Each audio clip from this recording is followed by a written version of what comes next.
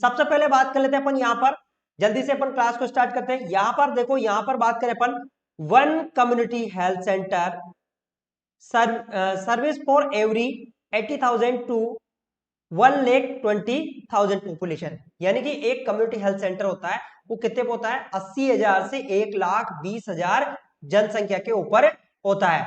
अब आप लोगों को देखो यहाँ पर जो क्वेश्चन आता है, अगर अब मैं आपसे क्वेश्चन पूछ रहा हूँ पीएचसी कितने पे होता है, जो एक पीएचसी होता है वो कितनी पॉपुलेशन के ऊपर होता है, बता दीजिए फटाफट। तब तक आप कमेंट करिए पीएचसी कितनी पॉपुलेशन के ऊपर होता है, जल्दी से आपका कमेंट्स आना चाहिए।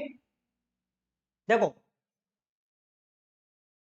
पीएचसी कितनी पॉपुलेशन के ऊपर होता है, पीएचसी, वेरी गुड, 20 से 30,000 पॉपुलेशन के ऊपर होता है कौन, पीएचसी। अब यहां पर हमें क्या होता है कि जब इसको थोड़ा सा क्या है कॉम्प्लिकेटेड पूछ लिया जाए, जैसे कि इसे पूछ लिया जाए प्लेन एरिया, तो प्लेन एरिया पर जो प्लेन एरिया है, यानी प्लेन एरिया पर ये होता है 1,20,000, समझ में आ गया, 1,20,000 पॉपुलेशन पर होता है। और अगर बात करें अपन हिली एरिया, हिली एरिया जैसे कि यानी पहाड़ी क्षेत्र, जैसे कि हिमाचल हो गया, शिमला हो गया, या फिर जम्मू एंड कश्मीर हो गया, है ना, या फिर मणिपुर हो गया, आसाम हो गया, मेघालय हो गया, तो यहां पर कितने पे 80,000 पॉपुलेशन पर होता है, ठीक है। ऐसे ही पीएचसी की अगर बात करें तो पीएचसी कितने पे होता है, पीएचसी का मैंने आप लोगों को बताया था, पीएचसी का होता है 20,000 से लेकर, 20,000 से लेकर कितने पर, 30,000 पर, ठीक है, 20,000 से लेकर 30,000 पॉपुलेशन पे होता है। अब 20,000 कौन सी पे, जो 20,000 का मतलब यानी कि हिली एरिया, जो पहाड़ी क्षेत्र होते हैं, जहां पर पहाड़ी क्षेत्र होते हैं वहां पर 20,000 पर होता है, और जो प्लेन एरिया यानी कि जहां पर जो प्लेन है, जैसे मान लो यानी कि जैसे जहां पर हिली नहीं है, पहाड़ी क्षेत्र नहीं है, वहां पर 30,000 पर होता है, ठीक है। चलो बात कर लेते हैं नेक्स्ट इंपॉर्टेंट, बात कर लेते हैं नेक्स्ट पॉइंट काफी महत्वपूर्ण है, ये क्वेश्चन भी पूछा हुआ है पहले, drug kit B is available at sub centre, sub centre पर कौन सा औषध किट बी अवेलेबल होता है, जो देखो जो सब सेंटर होता है वहां पर किट ए, एक तो होता है किट, किट ए होता है, और एक किट बी होता है, किट बी, किट बी। अब ये किट ए और किट बी है क्या चीजें, इसका मतलब ये होता है कि इनके अंदर क्या होती है, एक पैकेट बनाया जाता है, और पैकेट के अंदर क्या होती है, मेडिसिन होती है ना, तो उसे कहते हैं अपन किट ए और किट बी। अब बी किट की बात करें तो बी किट के अंदर जैसे कि इसके अंदर कौन सी, मिथार्जिन, मिथार्जिन, मिथार्जिन, मिथार्जिन का या तो टेबलेट होता है ना, या फिर इंजेक्शन होता है, दोनों में से इंजेक्शन या टेबलेट दोनों होती है मिथार्जिन। इसके बाद में अगर बात करें अपन यहाँ पर डाइसाइक्लोमाइन, डाइसाइक्लोमाइन, डाइसाइक्लोमाइन ये क्या होती है, ये एक दवा है जो किसके किस में काम में आती है, पेट दर्द के, है ना, पेट दर्द में, ठीक है। और मिथार्जिन किसमें, पीपीएच यानी कि पोस्टपार्टम हिमोरेज को कम करने के काम में आती है मिथार्जिन। एक होती है इसके अंदर पीसीएम यानी कि पैरासीटामोल, क्या है, पैरासीटामोल, ठीक है। जो पैरासीटामोल का काम क्या है, ये किसके काम में आता है, फीवर को कम करने के लिए, जो फीवर होता है उसे कम करने के लिए आता है पैरासीटामोल। नेक्स्ट बात करें अपन इसके अंदर, तो नेक्स्ट क्या है यहाँ पर, नेक्स्ट इसके अंदर है कॉटन रोल, क्या है, कॉटन रोल, इस किट के अंदर कॉटन रोल होता है। नेक्स्ट होता है इसके अंदर बीटाडिन, बीटाडिन, ठीक है, बीटाडिन 10%, बीटाडिन 10% सॉल्यूशन होता है इसके अंदर। तो ये होता है किट बी के अंदर। और किट ए की बात करें अपन तो किट ए के अंदर क्या होती है, आयरन, फोलिक एसिड, है ना, ओआरएस, जिंक, ये सब क्या किसके अंदर होता है, किट ए के अंदर होता है। तो ये सारा जो भी जितनी भी मेडिसिन होती है ये किट बी के अंदर होती है। और ये किट कहां पर अवेलेबल होता है, ये होता है सब सेंटर पर अवेलेबल होता है, ठीक है। बात कर लेते हैं नेक्स्ट इंपॉर्टेंट पॉइंट की, जो कि काफी महत्वपूर्ण है ना, एग्जाम के हिसाब से भी काफी महत्वपूर्ण है। यहां पर बात कर लेते हैं अपन, देखो international AIDS day celebrated on 1 December every year. देखो प्रत्येक साल क्या है, 1 दिसंबर को इंटरनेशनल एड्स दिवस मनाया जाता है। और बताओ आप, मैं आप लोगों से क्वेश्चन पूछ रहा हूं कि इंडिया में सबसे पहला एड्स का पेशेंट कहां पर देखा गया, आप जब तक जवाब दो तब तक मैं इसको ऊपर स्क्रॉल करता हूं। इंडिया में सबसे पहला एड्स का पेशेंट कहां पर देखा गया, जल्दी से। इंडिया के अंदर सबसे पहला, वेरी गुड आरती, इंडिया के अंदर जो सबसे पहला एड्स का पेशेंट था वो चेन्नई में देखा गया 1986 के अंदर, चेन्नई के अंदर देखा गया। तो पहला केस आया था इंडिया के अंदर 1986 के अंदर। बात कर लेते हैं नेक्स्ट।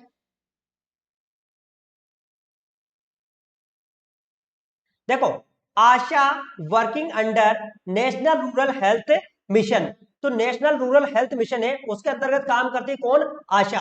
देखो आशा का जो रिक्रूटमेंट है वो भी इसी के अंदर होता है, नेशनल रूरल हेल्थ मिशन के अंदर। और जो नेशनल रूरल हेल्थ मिशन है ये कब आया था, 2005 में आया था, ठीक है। और इसके अंदर जो कौन काम करती है, आशा। आशा की फुल फॉर्म क्या है, एक्रीटेड, एक्रीटेड,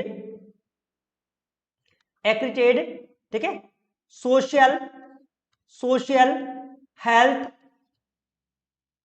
एक्टिविस्ट, एक्टिविस्ट। ध्यान रख लेना ये कई बार एग्जाम में पूछा हुआ है कि आशा की फुल फॉर्म क्या है, तो एक्रीटेड सोशल हेल्थ एक्टिविस्ट। और ये कितनी पॉपुलेशन के ऊपर काम करती है, ये 1000 की पॉपुलेशन के ऊपर काम करती है। 1000 लोगों के ऊपर एक आशा होती है, ठीक है, यानी कि आशा की किरण। समझ में आ गया। चलो बात कर लेते नेक्स्ट पॉइंट पर। यहां पर ये क्वेश्चन भी काफी इंपॉर्टेंट होता है। Most common side effect of intrauterine device insertion is bleeding, ठीक है। जो आईयूडी होती है, आईयूडी, आईयूडी इंट्रायूट्राइन डिवाइस, ठीक है, और इनके अंदर जो है, देखो एक और इसको अपन पीपीआईयूडी के नाम से भी जानते हैं, पीपीआईयूडी। देखो आईयूडी और पीपीआईयूडी में क्या डिफरेंस है, कई बार आप लोगों से पीपीआईयूडी और आईयूडी पूछ ले तो क्या है। देखो आईयूडी का मतलब होता है इंट्रायूट्राइन डिवाइस, पीपीआईयूडी का मतलब postpartum, postpartum intrauterine device, intra uterine device, ये पीपीआईयूडी। ये भी पहले एक बार एग्जाम के अंदर एमपीसीएचओ एग्जाम था उसके अंदर पूछा हुआ कि पीपीआईयूडी क्या होता है, तो उसे कहते हैं अपन पोस्टपार्टम इंट्रायूट्राइन डिवाइस। यदि किसी की डिलीवरी हो गई है तो डिलीवरी के बाद में उसको इंट्रायूट्राइन डिवाइस लगाते तो उसे उसके लिए बोलते हैं अपन पीपीआईयूडी, और नॉर्मल में जो लगाते हैं उसे कहते हैं अपन आईयूडी, इंट्रायूट्राइन डिवाइस, ठीक है। अब इसके अंदर जो इंट्रायूट्राइन डिवाइस होती है कौन कौन सी आती है, जैसे कॉपर टी हो गया, है ना, कॉपर टी है, ठीक है। तो ये है, कॉपर टी में भी अलग अलग प्रकार का होता है। एक चीज मैं आप लोगों को बता देता हूं कि ये क्या काम करती है, आप लोगों को मैं बताता हूं। जो पीपीआईयूडी और आईयूडी है इनका काम क्या है, तो ये क्या करती है, जो फर्टिलाइजेशन होता है, फर्टिलाइजेशन को रोकती है। ध्यान रख लेना ये काफी इंपॉर्टेंट है, यानी कि निषेचन को रोकती है, निषेचन, निषेचन को रोकती है कौन, पीपीआईयूडी या आईयूडी। बात कर लेते हैं इस पॉइंट की।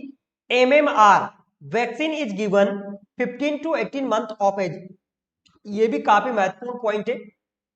देखो हम बात करें एमएमआर, एमएमआर का मतलब होता है मीजल मम्प्स रूबेला। तो ये इस प्रकार का जो वैक्सीन होता है ये 15 से 18 महीने की उम्र पर दिया जाता है। अब आप लोग कंफ्यूज मत हो जाना कि सर मीजल का वैक्सीन तो 9 महीने की उम्र पे देते हैं, बिल्कुल एकदम राइट। मैं आप लोगों को बोल देता हूं, मैं बता भी समझा भी देता हूं। देखो जो मीजल्स है, मीजल्स, मीजल्स का जो वैक्सीन होता है, यानी कि मीजल का मतलब क्या होता है, खसरा, इसका जो वैक्सीन होता है वो 9 मंथ पर देते हैं, 9 मंथ पे। और ध्यान रख लेना किसके साथ देते हैं इसको, एक और इंपॉर्टेंट चीज है जो कि लिए आपके लिए एग्जाम के लिए काफी महत्वपूर्ण है, विटामिन, विटामिन ए के साथ देते हैं इसको। किसके साथ, विटामिन ए के साथ। ध्यान रख लेना ये काफी इंपॉर्टेंट है क्योंकि मीजल्स के वैक्सीन से विटामिन ए की कमी हो जाती है, ठीक है। तो 9 मंथ पे देते हैं, और ठीक है। लेकिन अगर हम बात करें किसकी, एमएमआर, मीजल मम्प्स रूबेला, ये 3 वैक्सीन का कॉम्बिनेशन है, मीजल्स का, मम्प्स का और रूबेल का। तो इसे देते हैं अपन 15 से 18 महीने की उम्र में। और मीजल्स का जो वैक्सीन है, और मैं आप लोगों को बताता हूं, ये वैक्सीन लाइव एटीन्यूटेड वैक्सीन है, ये कई बार एग्जाम में पूछा हुआ है, लाइव एटीन्यूटेड, ठीक है, आई लाइव एटीन्यूटेड वैक्सीन है कौन, एमएमआर वैक्सीन। और इसको जो रूट क्या है, रूट भी मैं बताता हूं, कई बार एग्जाम में ये भी पूछा जाता है। तो इसे देते हैं अपन सब क्यूटेनियस, सब क्यूटेनियस, एक ही मात्र एक ऐसा वैक्सीन है जिसे अपन सब क्यूटेनियस देते हैं। सब क्यूटेनियस जानते हो ना, जैसे मान लो ये है, इस पे 45 डिग्री का क्या बनता है, एंगल बनता है, ठीक है, उसे कहते हैं अपन सब क्यूटेनियस।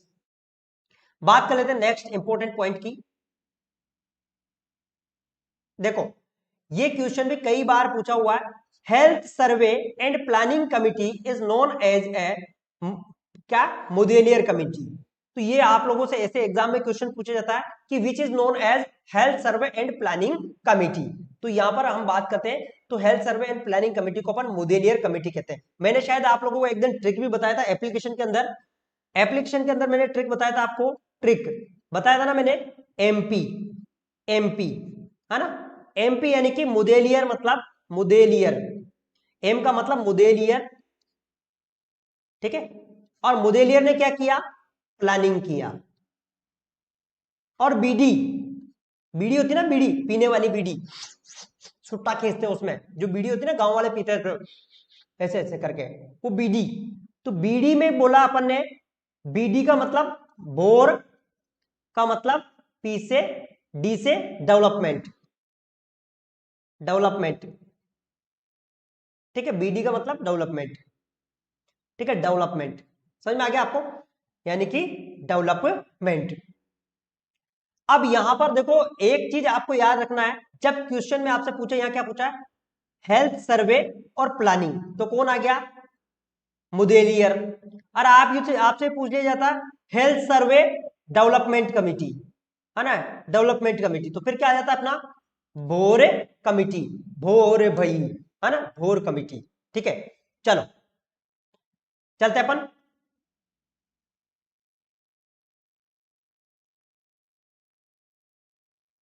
देखो यहां पर भी अपन बात करने वाले हैं, ये भी काफी इंपॉर्टेंट पॉइंट है जिसके अपन बात करने वाले हैं। यहां पर देखो, यहां पर जो इंपॉर्टेंट पॉइंट है ये है, यहां पर पॉइंट में क्या पूछा है, diagnosis of TB according to dots, 1 out of 2 sample positive, ठीक है, डॉट्स के अनुसार टीबी का निदान 2 नमूने में से एक नमूना सकारात्मक होना चाहिए। कहने का मतलब आपने अगर डॉट्स प्रोग्राम, डॉट्स का मतलब समझते हो ना, डायरेक्ट, डायरेक्ट, ओ से ऑब्जर्वेशन, वेशन, है ना, टी से ट्रीटमेंट, एस से, एस का मतलब होता है शॉर्ट कोर्स, है ना, कई जगह थेरेपी भी दे रखा है, direct, observation, treatment, short course. तो जो डॉट्स होता है इसके अंदर क्या होता है कि हम जो है कफ का सैंपल लेते हैं, कफ, कफ जानते हो ना, जो कफ बलगम आता है, बलगम, ठीक है, उसके सैंपल लेते हैं, और वो सैंपल कितना, जैसे मान लो 2 सैंपल लिया आपने, है ना, तो 2 सैंपल में से कम एक सैंपल पॉजिटिव आना चाहिए। अगर दोनों सैंपल नेगेटिव है ना, तो इसका मतलब आपको डोट्स नहीं देना है, और यदि एक सैंपल अगर पॉजिटिव है तो आपको डॉट्स देना है, ठीक है।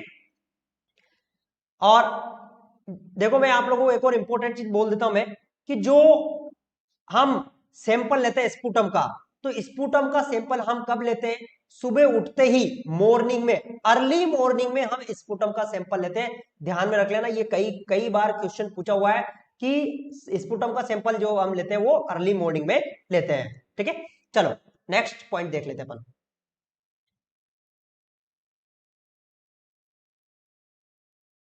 बात कर लेते हैं यहां पर पॉइंट की, ये भी काफी इंपॉर्टेंट पॉइंट है जो कि कई बार कंपटीटिव एग्जाम में पूछा हुआ है। According to maternal health programme, daily dose of folic acid for pregnant women should be 400 mcg। देखो ये क्वेश्चन किसमें पूछा हुआ है, जो केपी केरला का जो एग्जाम था, केरला सीएचओ, केरला सीएचओ के एग्जाम में पूछा हुआ, ध्यान रखना, केरला सीएचओ के एग्जाम में पूछा हुआ है।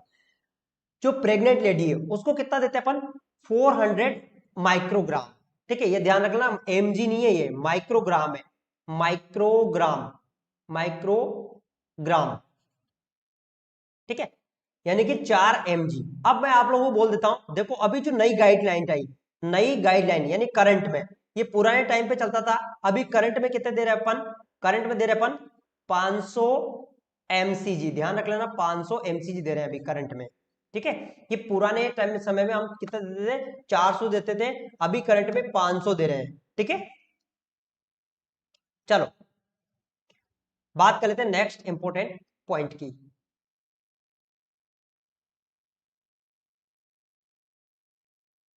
यहां पर अगर बात करें अपन, तो यहां पर पूछा है DMPA is an injectable contraceptive given every 3 month. ध्यान रख लेना, ये भी काफी इंपॉर्टेंट है। डीएमपे, डीएमपीए का फुल फॉर्म क्या है, DMPA, depot depot medroxy, M से मेड्रोक्सी, प्रोजेस्ट्रॉन, पी से प्रोजेस्ट्रॉन, ए से एसीटेट, ठीक है। Depot medroxy progesterone acetate. तो ये जो डीएमपीए इंजेक्शन रहता है, ये एक तरह से कॉन्ट्रासेप्टिव की तरह कार्य करता है, और इसको अपन कब लगाते हैं, 3 महीने में। ध्यान रख लेना मेरे प्यारे शेरों, मेरे मित्रों, 3 महीने में इसको देते हैं अपन। चलो बात कर लेते हैं नेक्स्ट पॉइंट की।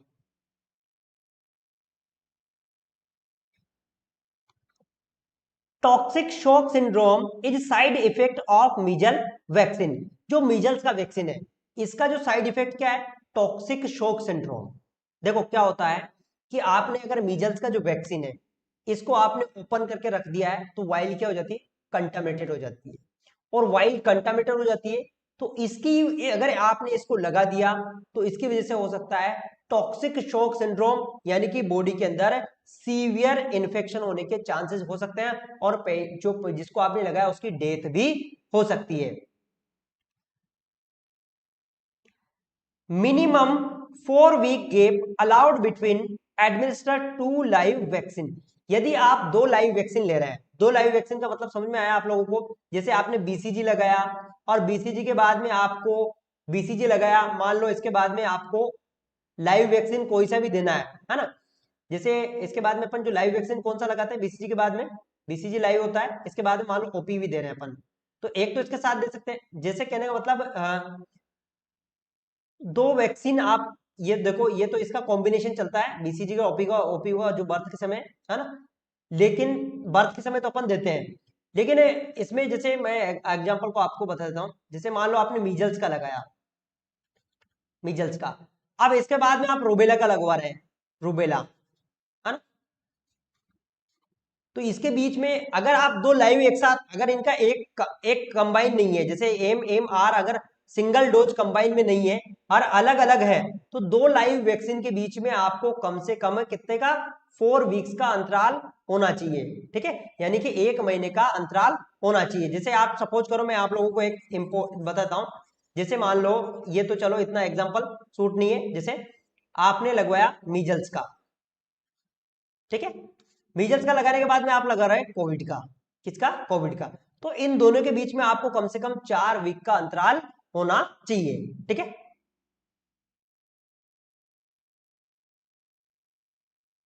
चलो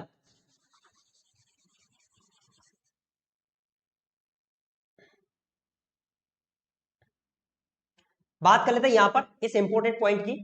इस पॉइंट के अंदर पूछा है GOBI is campaign of UNICEF include growth monitoring, oral rehydration, breast feeding, है ना, और इम्यूनाइजेशन। देखो कई बार आप लोगों से पूछा जाता है कि गोभी है, ये गोभी कौन है।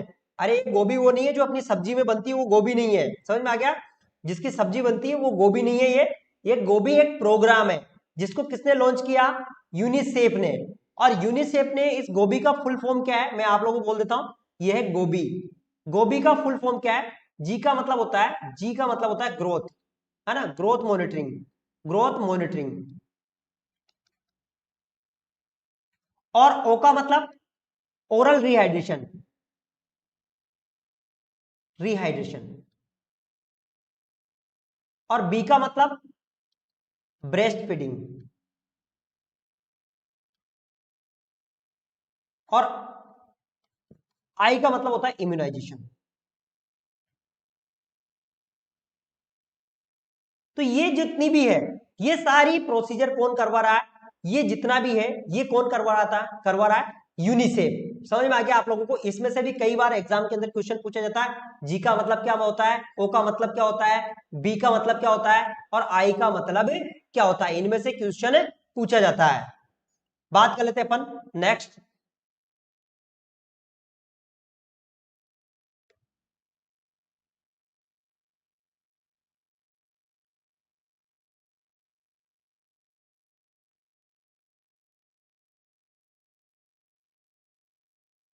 देखो, infant mortality rate is a best determinant of health status of a community। ये काफी महत्वपूर्ण क्वेश्चन है, कई बार कॉम्पिटिटिव एग्जाम में पूछा हुआ है कि जो किसी भी कम्युनिटी है, किसी समुदाय की है, उसकी बेस्ट जो मोर्टिलिटी रेट है, यानी कि कहने का मतलब यानी कि उसका जो हेल्थ जो डिटरमेंट है, उसका हेल्थ कैसा है, कहने का मतलब उस कम्युनिटी की स्वास्थ्य कैसा है, इस चीज को अगर हम वहां की इन्फेंट मोर्टिलिटी रेट अगर अपन को पता लग जाए तो हमें पता लग जाएगा कि वहां के लोगों का स्वास्थ्य कितना है। जो इन्फेंट मोर्टिलिटी रेट होती है वो हम कब से नापते हैं इसको, 28 से 1 साल की उम्र के बच्चों की जिनकी भी डेथ हुई है मिड ईयर के, जितने भी लाइव बर्थ हुई है उस पर कितने जो डेथ हुई है किसकी, 28 से लेकर 1 साल तक के बच्चों की, तो उस प्रकार से इसे नापते हैं और ये बेस्ट डिटरमिनेंट होता है वहां की कम्युनिटी के बारे में। ठीक है,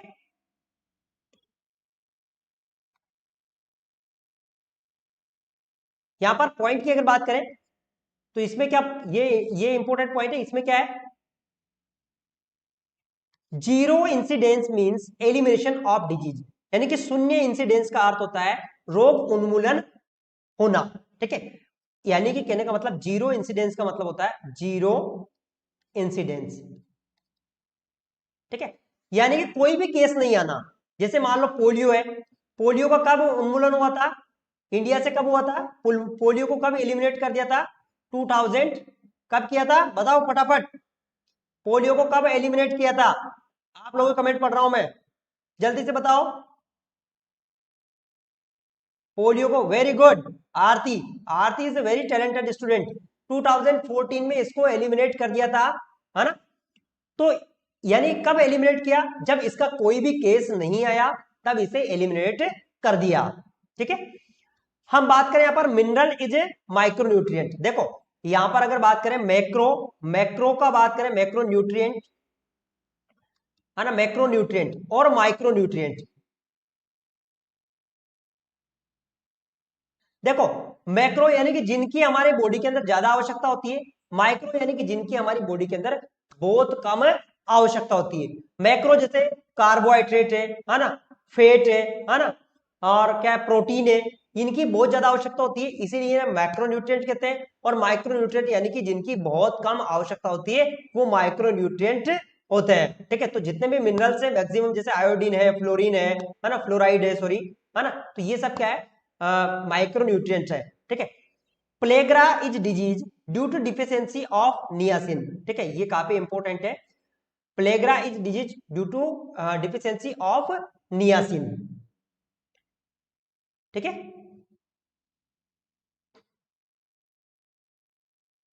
और आप लोगों को मैं बताता हूं इसकी वजह से एक और डिजीज होती है ना, नियासिन कौन सा है, नियासिन, नियासिन की बात करें, नियासिन, नियासिन का नाम क्या है, नियासिन कौन सा, vitamin B3, very good Anju, vitamin B3 है नियासिन। ठीक है, चलो नेक्स्ट पॉइंट देख लेते हैं अपन,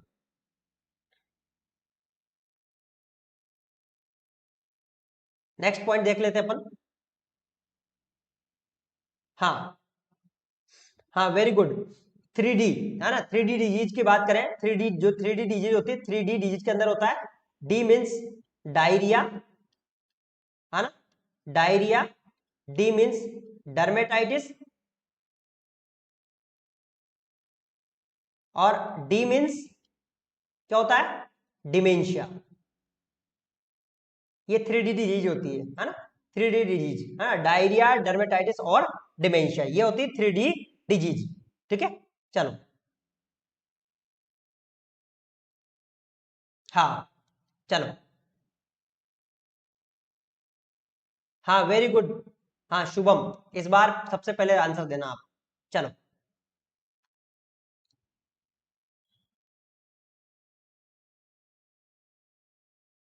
यहां पर बात कर लेते हैं। देखो यहां पर पॉइंट में क्या पूछा है, a person with body mass index 18.5 to 25 belongs the category of normal wait.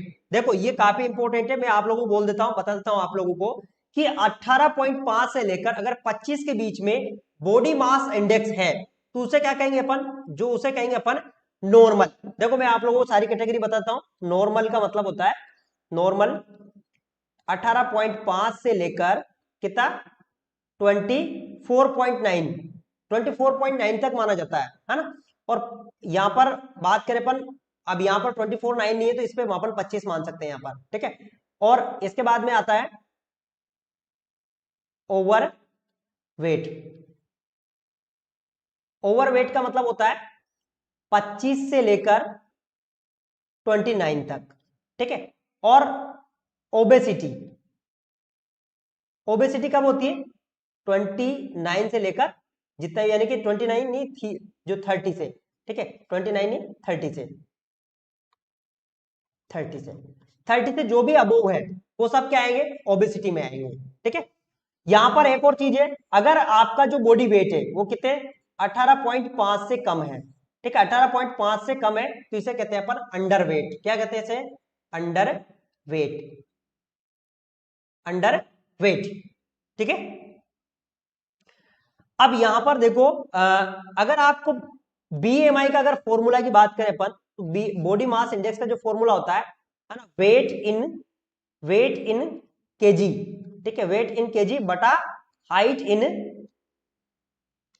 Metre square, metre square, ये एक फॉर्मूला होता है बीएमआई का, वेट इन केजी बटे हाइट इन मीटर स्क्वायर, ठीक है।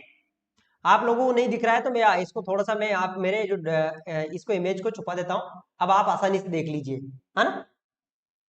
हाँ म्यूसी जो है ना, mid upper arm circumference, shaker tape होती है, मिड अपर आर्म सरकमफ्रेंस जो शेकर टेप होती है, इससे अपन नापते हैं, है ना।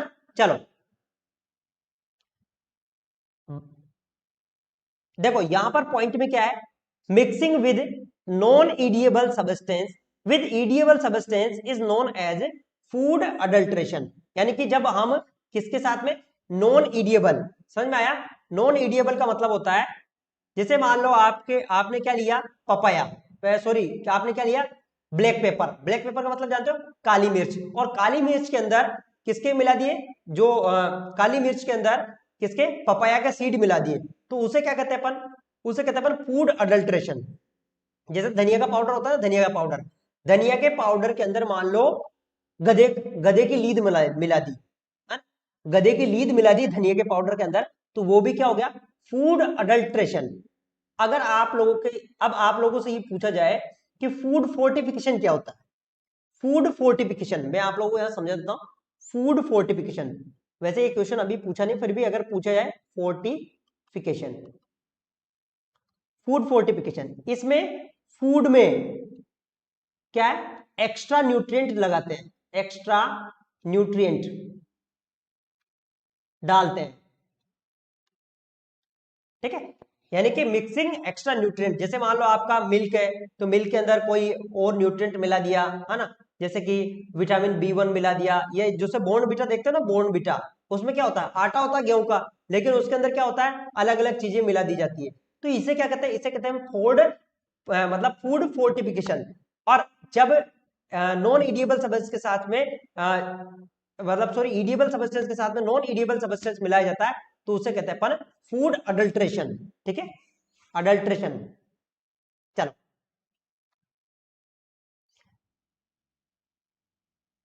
ये तो आप लोगों को पता ही होगा, काफी इंपॉर्टेंट है, वैसे भी कई बार मैंने बोल दिया है। Stapes is smallest bone of body situated in middle ear. जो स्टेबेज बोन होती है वो सबसे छोटी होती है और कान के मिडिल ईयर के अंदर होती है ना। सबसे छोटी मसल्स वो कौन सी, स्टेपेडिस, ठीक है, सबसे छोटी मसल्स होती है वो स्टेपेडिस, ठीक है। और सबसे छोटी क्रेनियल नर्व, क्रेनियल नर्व सबसे छोटी कौन सी है, वो है ऑल्फैक्टरी सबसे छोटी होती है ऑल्फैक्टरी, और वो ये सबसे फर्स्ट भी होती है, ध्यान रख लेना, सबसे फर्स्ट होती है ऑल्फैक्टरी, है ना। चलो ये छोड़ो, इतना आप तो ये याद रख लो, सबसे छोटी जो होती है, सबसे छोटी बोन वो है स्टेपीज, ठीक है। बात कर लेते हैं नेक्स्ट पॉइंट की।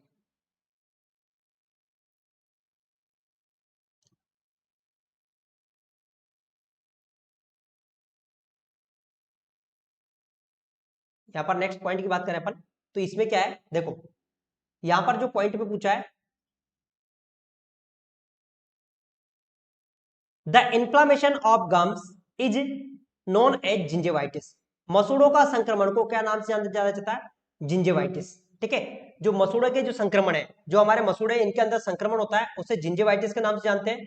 और अगर बात करें अपन किसकी, जो म्यूकस मेम्ब्रेन है, अगर म्यूकस मेम्ब्रेन है उसके अंदर संक्रमण होता है तो उसे स्टेमोटाइटिस के नाम से जानते हैं, ठीक है।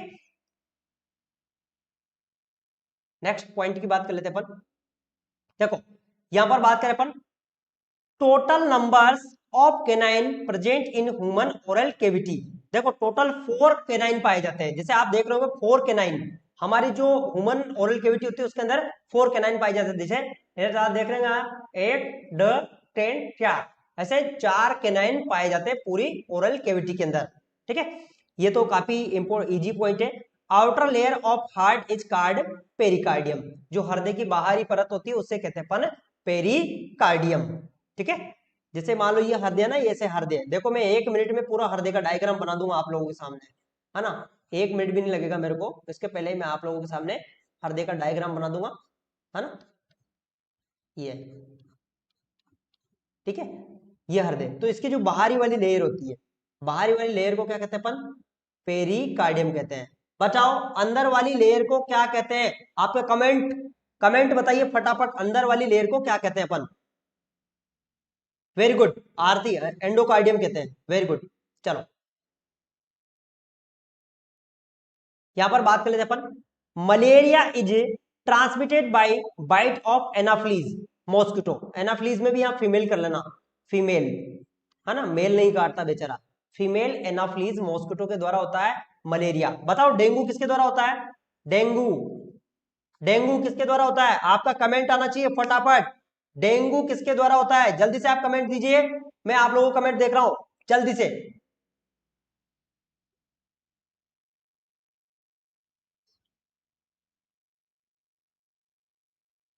वेरी गुड, किसने बोला, सबसे पहला कमेंट किसका था, सबसे पहला कमेंट है वो है किसका, हाँ कौशल, वेरी गुड, कौशल का सबसे पहला कमेंट था, है ना? तो डेंगू होता है किसकी वजह से, एडीज मॉस्किटो के वजह से। और जो टाइगर मॉस्किटो होता है, ध्यान रख लेना आप लोगों को, एक और इंपॉर्टेंट, अगर आप लोगों से पूछ लिया जाए कि टाइगर मॉस्किटो कौन है, तो जो टाइगर मॉस्किटो है वो भी कौन है, वो भी है कौन, adage mosquito.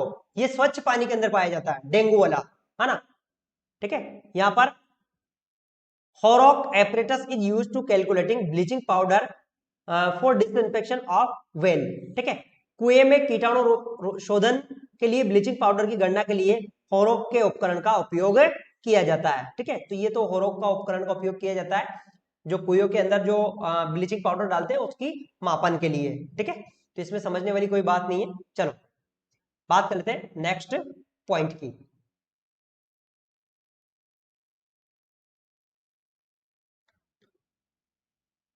Next important point की बात करते हैं अपन, यहां पर क्या पूछा है, यहां पर जो इंपोर्टेंट पॉइंट है, देखो ये तो मैंने शायद आप लोगों को पहले 50 बार बोल चुका होगा मैं, oxytocin and ADH hormone are secreted from posterior pituitary gland. Oxytocin और एडीएच हार्मोन पश्च पिट्यूटरी ग्रंथि से स्रावित होते हैं, ठीक है।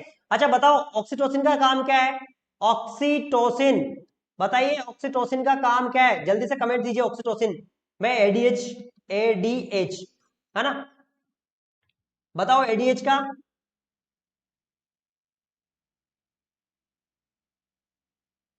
देखो एडीएच का नाम होता है एंटी एंटी डायूरेटिक हार्मोन, और इसको वेसोप्रेसिन, प्रेसिन के नाम से भी जानते हैं, वेरी गुड। अच्छा, किसका कमेंट आया सबसे पहले? भैया आपने यहाँ तो वेरी गुड। किसका कमेंट आया? मैं कमेंट जल्दी से देखता हूँ आप लोगों को। किसने दिया था कमेंट ब्रेस्ट मिल्क का? हाँ वेरी गुड, सचिन रविकर, बहुत अच्छे से जवाब दिया आप लोगों ने।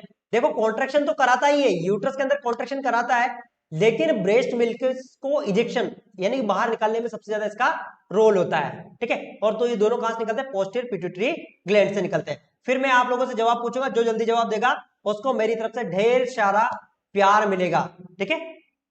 देखो, ability to understand self termed as insight, यानी कि खुद को समझने की जो क्षमता होती है उसे क्या कहते हैं अपन? इंसाइट। जैसे मान लो अपने अंदर की जो समझने की क्षमता है उसे इंसाइट कहते हैं, ये कई बार पूछा हुआ है। नेक्स्ट बात कर लेते हैं अपन नेक्स्ट पॉइंट की। यहां पर sublimation defence mechanism in which an acceptable desire are redirected into the social desire, ठीक है। देखो सब्लिमेशन एक ऐसी प्रक्रिया है इसमें रक्षा तंत्र है जिसमें स्वीकार्य इच्छा को सामाजिक रूप में वांछनीय चैनलों से पुनर्निर्देशित करना। जैसे मान लो मैं हूं, है ना, मैं क्या है, जैसे मैं हूं, मैं प्यार में पागल हो गया, तेरे इश्क में पागल हो गया दीवाना तेरा रे, ठीक है। मैं प्यार में पागल हो गया और पागल होते होते मैं क्या करने लग गया, मैं, है ना, क्या हो गया? एक कवि बन गया, है ना। मैं क्या हो गया? एक कवि बन गया, है ना। या फिर समाज में क्या है, आप लोग जो है समाज में जैसे मान लो कोई कहने का मतलब जैसे कोई व्यक्ति है, जैसे मैं आपको बताता हूं, जैसे आप लोगों को बताता हूं, जैसे एक अनमेरिड वुमेन है ना, अनमेरिड वुमेन है, तो वो क्या है, उसके बच्चे नहीं है, लेकिन उसको क्या है, वो सारी जो फीलिंग्स है उसको क्या है कि सोसाइटी में जाकर बच्चों के बीच में जाकर अपना प्यार को बांटना, है ना। तो वो उसे कहते हैं अपन, क्या कहते हैं उसे? सब्लिमेशन, ठीक है। चलो, अच्छा आरती हंसने लग गई क्या? कभी कभी क्या है, गाना भी सुना देता हूं मैं, समझ में आ गया ना आप लोगों को? चलो,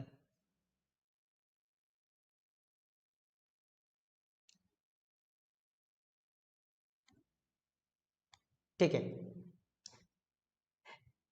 क्या? अच्छा, दया राजपूत, हंस रहे हो आप लोग, मजे ले रहे हो मतलब मेरा, है ना। चलो कोई नहीं, लेते रहो मजे। चलो, यहां पर बात कर लेते हैं अपन, delusion false fixed belief that can not be corrected by reasoning, भ्रम, झूठा निश्चित विश्वास जिसे तर्क से ठीक नहीं किया जाता, ये आप लोगों से पूछा जाता है। आप तो इसमें कुछ भी मत याद रखो, आप एक चीज याद रख लो, फॉल्स बिलीफ फिक्स्ड, एक वर्ड याद रख लो, फॉल्स बिलीफ फिक्स्ड। तो इसे क्या कहते हैं? इसे इसे कहते हैं अपन डेलूजन, ठीक है। I am a chief minister of Uttar Pradesh, I am a prime minister of, अब कहां का नाम बोलूं मैं? प्राइम मिनिस्टर तो नहीं बोलता हूं, नहीं तो कोई बोल देगा कि खुद कोई प्राइम मिनिस्टर बता रहा है ना। तो बताओ मैंने मैंने कौन सा डेल्यूजन हो रहा है, मेरे को कौन सा डेल्यूजन हो रहा है? अगर मैं बोल रहा हूं आप लोगों को I am a prime minister of, कहां का बोलूं मैं, किस देश का नाम बोलूं? चलो मैं इंडिया का ही बोल देता हूं, ठीक है। बताओ इसमें मेरे को कौन सा डेल्यूजन हो रहा है, बताओ। ए बोतल भेज दिया किसी ने, ऋषि ऋषि भास्कर ने, तो अरे मोदी जी नहीं है, अरे मैं डेल्यूजन की बात कर रहा हूं, मैं मोदी जी नहीं हूं। नहीं नहीं, बताओ बताओ, delusion, very good Sanjeev, very good Sanjeev Rajput, delusion of grandiosity, यानी कि मेरे को क्या हो रहा है? डेल्यूजन ऑफ ग्रैंडियोसिटी हो रहा है। और डेल्यूजन ऑफ ग्रैंडियोसिटी कब होता है? ये होता है किसमें? मेनिया की कंडीशन में, अपने आप को क्या है, बिल्कुल क्या है, सुप्रीम समझना कि मैं भगवान हूं, मैं ये हूं, मैं वो हूं, जबकि कुछ नहीं हूं मैं, ठीक है। मैं एक सीधा साधा, एक क्या हूं, एक सीधा साधा एक टीचर हूं, ठीक है। चलो बात कर लेते हैं नेक्स्ट। यहां पर बात करते थे, gerontology is science dealing with ageing process. Gerontology उम्र को बढ़ने की प्रक्रिया से निपटने वाला विज्ञान है। देखो ये आप लोगों से पूछा जा सकता है कि एजिंग की स्टडी किसमें की जाती है। एजिंग का मतलब होता है जैसे जैसे ओल्ड एज जो बढ़ती जाती है उसकी स्टडी किसमें की जाती है। जैसे एनाटॉमी में स्टडी की जाती है ना, तो जो जनरलोजी होता है, जनरलोजी के अंदर उम्र की बढ़ने की स्टडी की जाती है। तो ये भी हरियाणा सीएचओ में आया हुआ क्वेश्चन है। हरियाणा का जो सीएचओ का एग्जाम था उसके अंदर आया हुआ था पहले, है ना। तो आप ध्यान रख लेना, यूपी यूपी और ठीक है, यूपी बिहार, है ना, ठीक है। झुमका गिरा रे मेरा बरेली के बाजार में, समझ में आ गया आप लोगों को। तो ये यूपी बिहार बरेली सब जहां के भी एग्जाम है सबके लिए ये क्या है, इंपॉर्टेंट है, और एमपी के लिए भी। Acrophobia, acrophobia is fear from height. अच्छा, इसमें क्या होता है, ऊंचाई से डर लगता है। जैसे मान लो ये हवाई जहाज है, हवाई जहाज, हवाई जहाज, ये हवाई जहाज है ना, ससुरा ये हवाई जहाज है। अब इसके अंदर क्या है कि इसमें कोई बैठने से डर लगता है ना। इसमें कोई बैठ गया तो उसको क्या डर लगता है कि मैं मर जाऊंगा। यानी छत पे जो छत पे चढ़ गया तो वहां पे डर लगता है ना, कि मेरे को मैं मर जाऊंगा। अच्छा मेरे को बात बताओ, आप लोग बताओ कि शादी करने से जो डर लगता है उसे क्या कहते हैं अपन। Very good. शादी करने से जो डर लगता है उसे क्या कहते हैं अपन। फटाफट आपका कमेंट आना चाहिए एकदम फास्ट तरीके से। आप लोगों कमेंट्स में पढ़ रहा हूं, है ना, बिल्कुल। शादी करने से जिसको डर लगता है। Very good Supriya, very good, बहुत अच्छे से जवाब दिया सुप्रिया ने, गुड। तो उसे कहते हैं गेमेटोफोबिया। वैसे शादी करने से मेरे को नहीं लगता किसी को डर लगता होगा लेकिन किसी किसी को लगता है कि भैया अरे यार शादी कर लेंगे, फिर बर्तन साफ करने पड़ेंगे घर जाके, पता नहीं मेरा हस्बैंड कितने कपड़े धुलवाएगा मेरे से, पता नहीं कितना बड़ा मकान होगा, कितना दिन भर पोछा लगाना पड़ेगा, है ना मतलब जो किसी किसी को डर लगता हो तो ऐसी चीजें क्या होता है ना, है ना। तो पता नहीं वहां जाके कितने लोगों की रोटियां बनानी पड़ेगी मेरे को, कि रोटियां बनाती रहूंगी मैं, कि दिन भर चाय बनाती रहूंगी, है ना। मैं तो शादी नहीं करूं। शादी करके क्या करना, शादी करके फंस गए यार, पूरे शादी करके फंस गए यार चक्कर में, ठीक है। तो कहने का मतलब, लेकिन आप लोगों को मैं बोल देता हूं कि शादी एक ऐसा लड्डू है जो खाए जो भी पछता है, नहीं खाए जो भी पछता है। कहने का मतलब यहां पर बात करें अपन गेमेटोफोबिया, समझ में आ गया, गेमेटोफोबिया। गेमेटोफोबिया का मतलब होता है शादी से डर लगना, ठीक है। हाँ, ओके गेमेटोफोबिया। चलो, आप लोगों को कमेंट पढ़ के मेरा दिल गार्डन गार्डन हो जाता है। मैं बहुत अच्छे से मजे ले रहा हूं और मजे से पढ़ रहे हैं। देखो कोई भी चीज होती है मजे से पढ़ना चाहिए। चलो, rabies is caused by lyssa virus. जो रेबीज है ये किसकी वजह से, लेसा वायरस एक ग्रुप है ना, रेब्डो वायरस का ही है लेसा वायरस, है ना। तो रेबीज किसकी वजह से होता है, ये होता है लेसा वायरस की वजह से, ठीक है। चलो बात कर लेते हैं नेक्स्ट।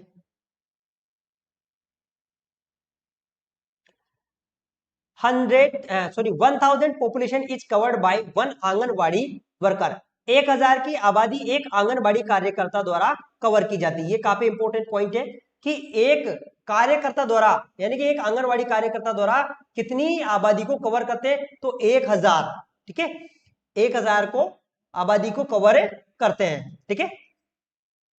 चलो, ये काफी इंपॉर्टेंट है, एग्जाम के अंदर पूछा हुआ है वैसे भी पहले ये, है ना। बात कर लेते हैं नेक्स्ट इंपॉर्टेंट पॉइंट की। यहां पर देखो ये काफी इंपॉर्टेंट है। Flag sign is associated with kwashiorkor disease. ध्वज चिन्ह क्वाशियोरकर रोग से संबंधित है।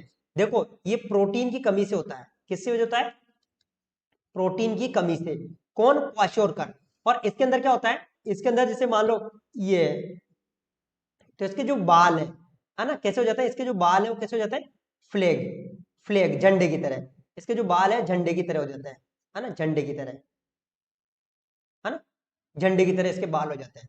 तो इसे कहते हैं अपन फ्लैग साइन, है ना। आप लोगों के तो नहीं हो रहे ना किसी के झंडे की तरह बाल, है ना।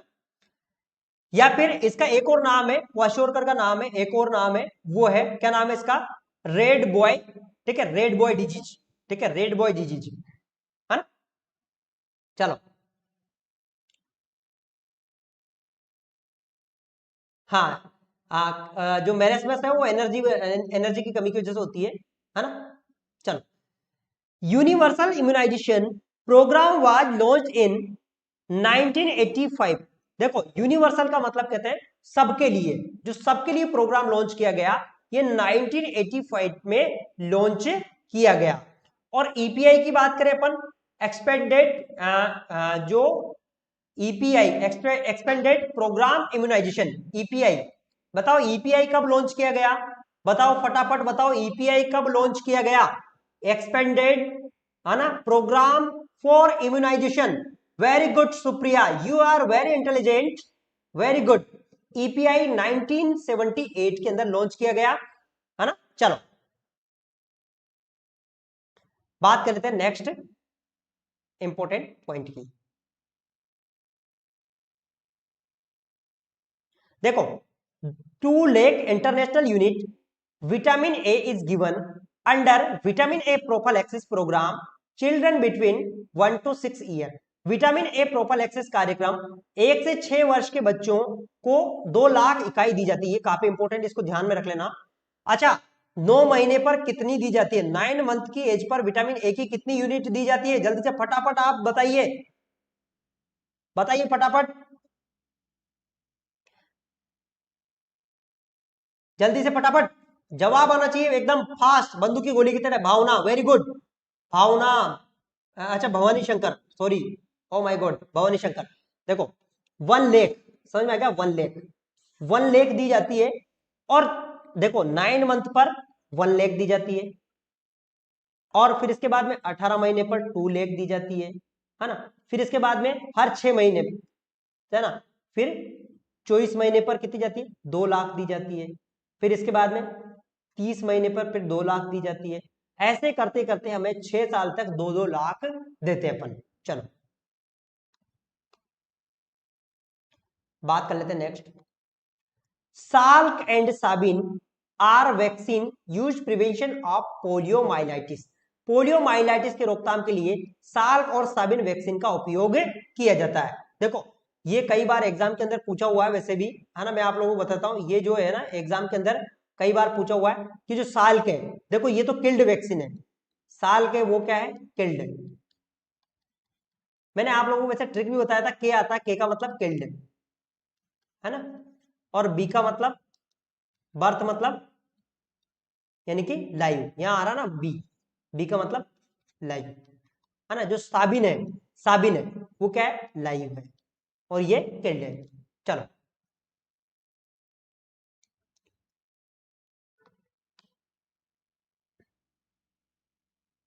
देखो, ये मैंने अभी आप लोगों को बता ही दिया था।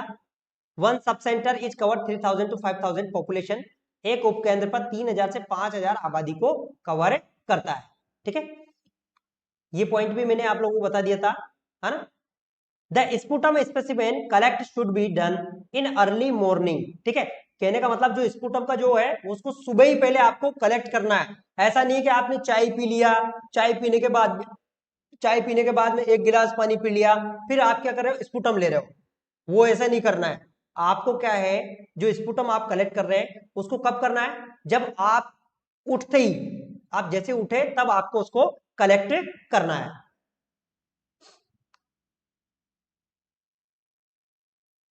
देखो, ये भी काफी इंपॉर्टेंट है।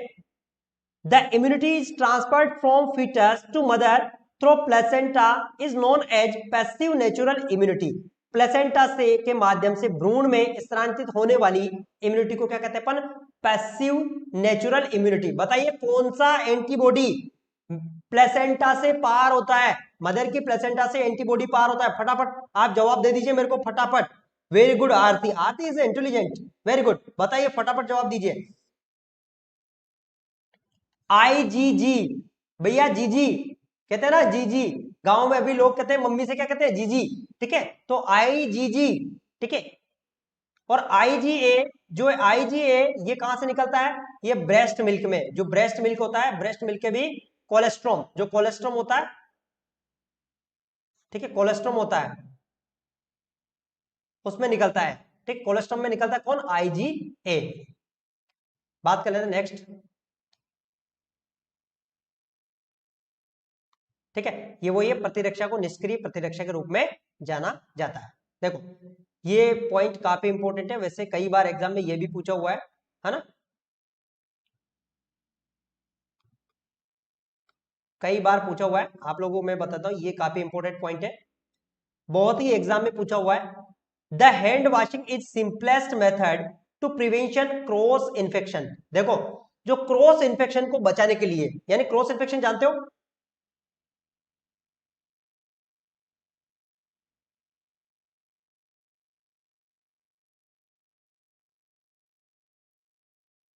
और वेरी गुड प्राची कुमारी, वेरी गुड, है ना। हाँ देखो, hand washing is simplest method of prevention cross infection. Cross infection का मतलब यानी कि एक जगह से दूसरी जगह इन्फेक्शन फैलना, जैसे आपने यहाँ पर टच किया, अब यहाँ का संक्रमण आप दूसरे को लेके चले गए, उसे कहते हैं पर क्रॉस इन्फेक्शन। देखो सब जो हॉस्पिटल के अंदर क्रॉस इन्फेक्शन होता है वो सबसे ज्यादा कौन सा होता है, उसे कहते हैं पर नोजोकोमियल इन्फेक्शन। तो हाथ धोना सबसे इंपॉर्टेंट चीज है, और मैं आप लोगों को बता देता हूँ कि हाथ धोने का जो टाइमिंग है, टाइमिंग के बारे में भी आप लोगों को बता देता हूं मैं। टाइमिंग, अगर आप धो रहे हो किससे, हैंड रब कर रहे हो, हैंड रब, हैंड रब देख लेना, हैंड रब किससे, जो कोविड में आया ना हैंड रब, तो इसका जो टाइमिंग है वो 20 से 30 सेकंड, 30 सेकंड, है ना। और साबुन से धो रहे हो, सोप से, तो कितना देना है, 30 सेकंड से लेकर कितना, 1 मिनट तक, 1 मिनट तक कम से कम आपको इतना साबुन से हाथ धोना पड़ेगा। ऐसा नहीं कि आपने साबुन लगाया ऐसे, ऐसे साबुन लगाया और पट से ऐसे करके हाथ धो के ऐसे पूंछ के ऐसे बैठ गए, है ना। तो ऐसा नहीं कि उसे कहते अपन, है ना, कम से कम आप लोगों को 1 मिनट तक, ठीक है। तो ऐसा नहीं करना है, आप यहां से देख सकते हैं ये 1 मिनट तक, ठीक है।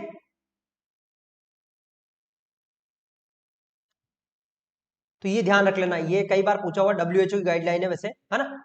यहाँ पर देखो ये भी काफी महत्वपूर्ण है, मैं आप लोगों को पहले बोल देता हूँ, ये काफी महत्वपूर्ण है जो कि कई बार कॉम्पिटेटिव एग्जाम में पूछा हुआ है, ठीक है। यहाँ पे पूछा हुआ है, immunisation is method of primary prevention, बहुत ही महत्वपूर्ण पॉइंट है। जो इम्यूनाइजेशन होता है ये क्या होता है, टीकाकरण क्या है, प्राथमिक रोकथाम की एक विधि है ना। देखो प्रिवेंशन मैंने आप लोगों को बताया था, primary, primary prevention, secondary prevention, है ना, सेकेंडरी और टर्सरी प्रिवेंशन, टर्सरी प्रिवेंशन, एक है प्रीमोडियल, प्रीमोडियल, है ना, प्रीमोडियल। तो देखो प्रीमोडियल में जो रिस्क फैक्टर है ना, जैसे मोटापा, जैसे हार्ट डिजीज का रिस्क फैक्टर क्या है, फैट को कम खाना, उसे कहते हैं अपन प्रीमोडियल। प्राइमरी यानी कि जैसे हेल्थ एजुकेशन दे रहे हैं, भैया आप ऐसी, आपको सिगरेट नहीं पीना है, ऐसे सुट्टा कम खींचना है, 2 पैक कम पीना, नहीं तो लीवर का कैंसर हो जाएगा, है ना।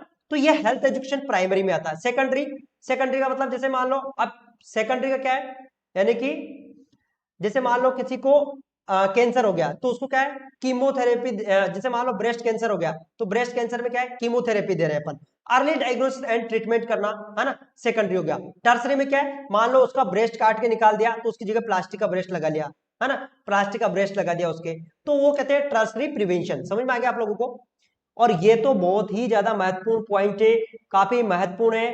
Paps smear is examination for diagnosis of cervix cancer. जो पैप्स स्मीयर स्मीयर होता है, इसको सर्विक्स कैंसर, यानी कि जो आपको पता है जो गर्भाशय ग्रीवा है उसका जो कैंसर होता है उसे कहते हैं अपन, क्या कहते हैं, सर्विक्स कैंसर, ठीक है। और इसके लिए जो इस्तेमाल करते हैं अपन, क्या करते हैं अपन, वो करते हैं अपन, क्या करते हैं, पैप्स स्मीयर, ठीक है। चलो आप लोग चलो अभी अपना जो है सिस्टम थोड़ा सा स्लो हो रहा है ना। चलो 1-2 क्लास है और अभी फटाक से अपन ले लेते हैं अपन पॉइंट को जल्दी से। चलो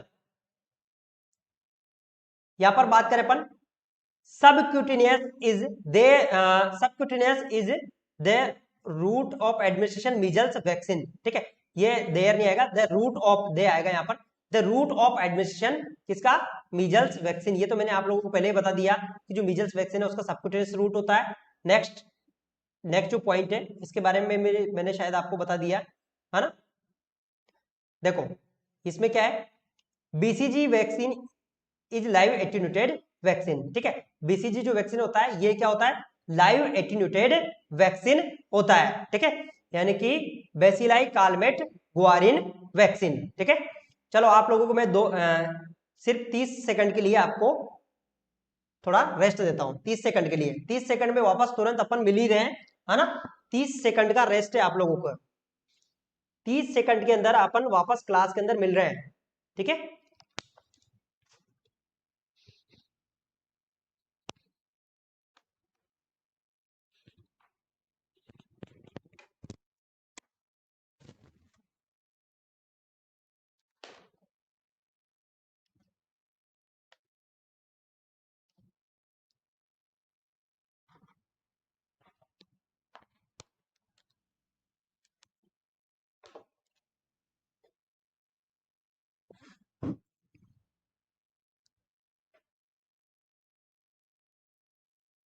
चलो ठीक है, वापस अपन कंटिन्यू स्टार्ट करते हैं अपन अपनी क्लास को। चलो ठीक है,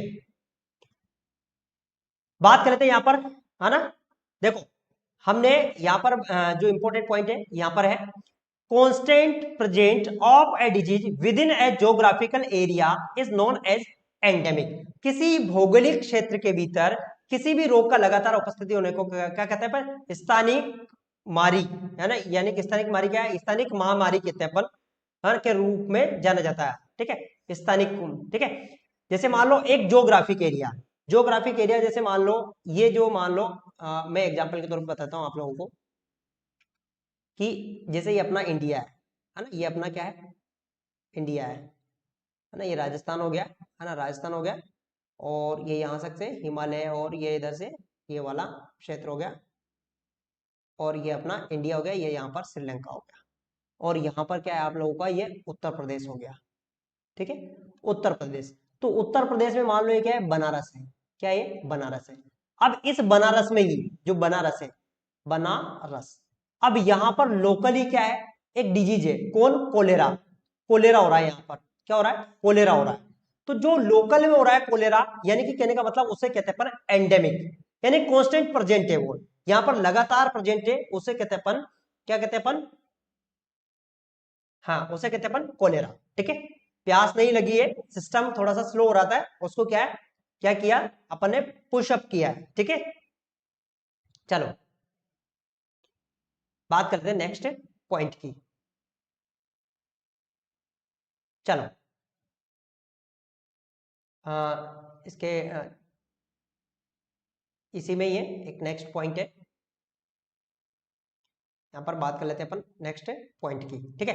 देखो यहां पर क्या है, carrier is a person who harbours pathogenic organism without showing clinical manifestation. देखो कैरियर किसे कहते हैं अपन, कैरियर उसे कहते हैं जो व्यक्ति, उसके अंदर क्या है, ऑर्गेनिज्म तो है लेकिन वो लक्षण को क्या शो नहीं करता है, उसे कहते हैं अपन कैरियर। जैसे मान लो ये चंगू राज है, ये क्या है, चंगू, ये क्या है, चंगू, है ना, ये चंगू है, ये चंगू है, और इसको क्या हो गया, इसको होगी कोई बीमारी, मान लो इसको होगी क्या होगी, टीबी, इसको होगी टीबी। अब भाई साहब इसको तो लक्षण शो नहीं हो रहे टीबी के, लेकिन ये चंगू किससे मिलने गया, ये चंगू इस मंगू से मिलने चला गया, यहाँ पर ये मंगू है, इससे मिलने चला गया, है ना, इस मंगू से ये मिलने चला गया, कौन, ये चंगू, ठीक है।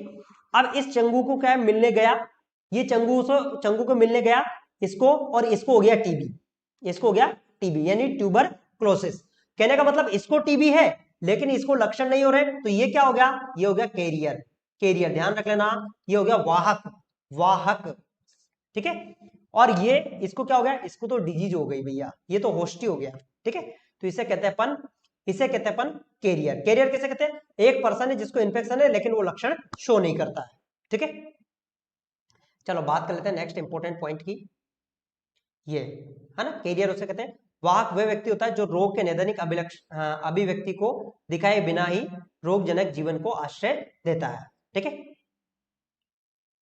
यहां पर एक और इंपॉर्टेंट पॉइंट है जो कि कई कई बार कॉम्पिटेटिव एग्जाम में पूछा हुआ है।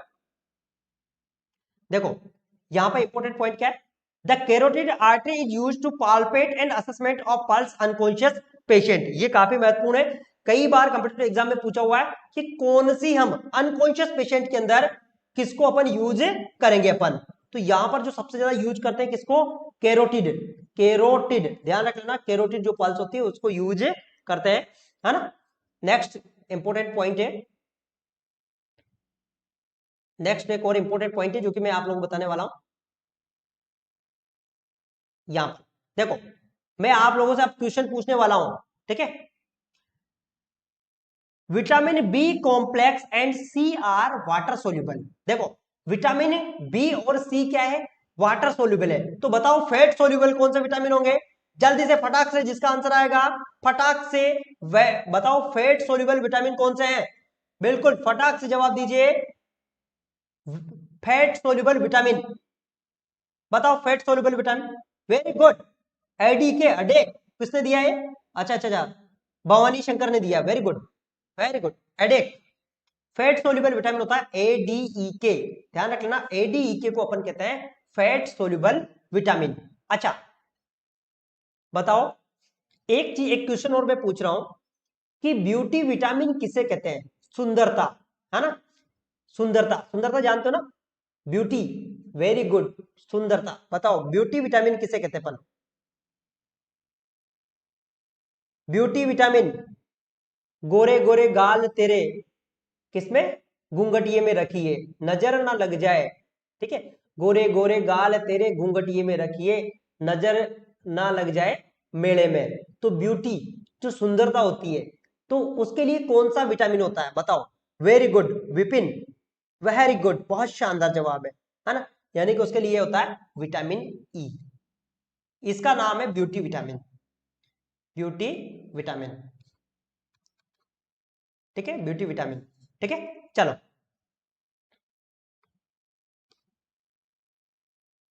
नेक्स्ट यहां पर बात कर लेते हैं अपन, the child protection and regulation act prohibited employment of children factories below under 14 year as.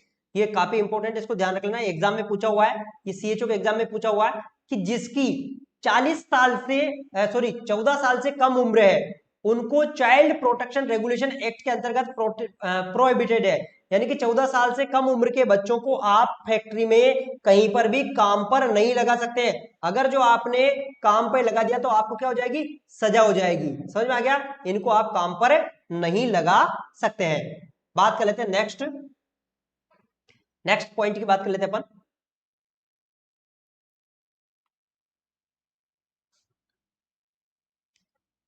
देखो यहां पर बात करें अपन, देखो बाल संरक्षण विनियम अधिनियम 14 वर्ष से कम आयु के बच्चों को कारखानों में रोजगार पर रोक लगाता है ना।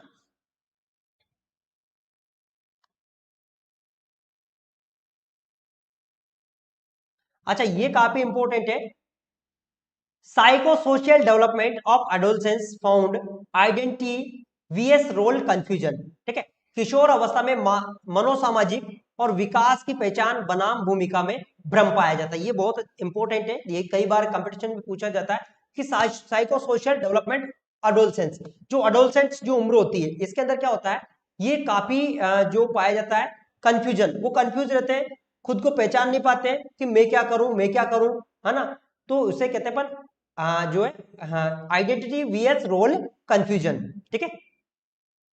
देखो नेक्स्ट इंपॉर्टेंट पॉइंट है, kwashiorkor is protein deficiency in which body weight 60% and growth retardation and generalise oedema found. ये काफी इंपॉर्टेंट है, ये भी इसके अंदर जो क्वाशोरकर होता है 60% बॉडी वेट कम हो जाता है और ग्रोथ रिटार्डेशन हो जाता है और बॉडी के अंदर क्या हो जाती है, सूजन, स्वेलिंग हो जाती है, ठीक है, हाथ पांव क्या हो जाते हैं, फूल जाते हैं, यानी कि सूजन आने लग जाती है, ठीक है। चलो बात कर लेते हैं नेक्स्ट इंपॉर्टेंट पॉइंट की,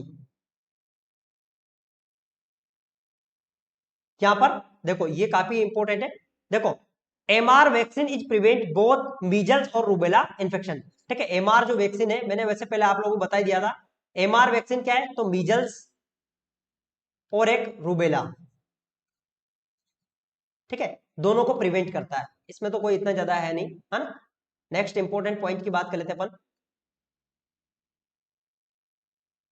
यहां पर है Erb's palsy is damage upper brachial plexus involving fifth sixth cervical nerve, cervical nerve, ठीक है, जो सर्वाइकल नर्व होती है। देखो अर्ब पालसी आप जानते हो, अर्ब पालसी का एक और नाम है, इसका नाम है waiter tip syndrome, waiter tip tip syndrome, ये नाम है इसका अर्ब पालसी का, वेटर टिप सिंड्रोम। ऐसे आपने पता है ना, ऐसे हाथ हो जाता है इसके अंदर, कैसे हो जाता है, ऐसे, मैं आप लोगों को देख, आप मेरे को देख सकते हो, ऐसे हाथ हो जाता है इसमें, ऐसे ऐसे हाथ हो जाता है, है ना, वेटर चिप सिंड्रोम। तो ये क्या होता है, जब बच्चे की डिलीवरी होती है, तो जब बच्चे की डिलीवरी होती है तो उसके समय क्या होता है कि यहाँ पर डिलीवरी होती है तो नेक के यहाँ पर जो सर्वाइकल वर्टेब्रा के यहाँ पर नर्व होती है, तो फिफ्थ और सिक्स्थ जो ब्रेकियल फ्लेक्सस के नर्व डैमेज होने की वजह से क्या होता है, वेटर टिप सिंड्रोम होता है। ठीक है, बात कर लेते हैं इस पॉइंट की। देखो यहां पर जो पॉइंट है वो है orchiopexy is surgical management of undescendent testis. जो ऑर्चियोपैक्सी होती है वो अनडिसेंडेंट टेस्टिस, जो टेस्टिस है उसकी क्या होती है, शल्य क्रिया होती है। अनडिसेंडेंट टेस्टिस जानते हो ना, जैसे मान लो ये क्या है, ये टेस्टिस है ना, ये टेस्टिस है यानी कि स्क्रोटम है ना, ये क्या है, इधर क्या है, पेनिस है। जैसे मान लो ये स्क्रोटम है, तो टेस्टिस कहां पर होता है, जो टेस्टिस होता है किसके अंदर होता है, स्क्रोटम में होता है। लेकिन इस स्थिति में क्या होता है, इस स्थिति में जो टेस्टिस है वो क्या, इंगुइनल कैनाल के ऊपर ही रह जाता है। तो इसमें क्या करते हैं अपन, सर्जरी करके इस टेस्टिस को क्या है, स्क्रोटम के अंदर डालते हैं। ठीक है, तो इसे कहते हैं अपन ऑर्चियोपैक्सी। ठीक है, ऑर्चियोपैक्सी टर्म यूज करते हैं अपन। नेक्स्ट इंपॉर्टेंट पॉइंट है haemophilia is x chromosome linked recessive bleeding disorder caused by deficiency of coagulation factor. ठीक है, जो कोगुलेशन फैक्टर की कमी की वजह से होता है हीमोफीलिया। ठीक है, और ये क्या है, x link disorder. X link disorder का मतलब जानते हो, एक्स का मतलब यानी कि फीमेल के अंदर नहीं होता है, ये फीमेल के साथ जो फीमेल का क्रोमोसोम है उससे जुड़ा रहता है, लेकिन ये मेल के अंदर होता है। ठीक है, मेल के अंदर क्या होता है, मेल के अंदर ये डिजिट होती है, फीमेल के अंदर नहीं होती। फीमेल सिर्फ एक वाहक होती है। ठीक है,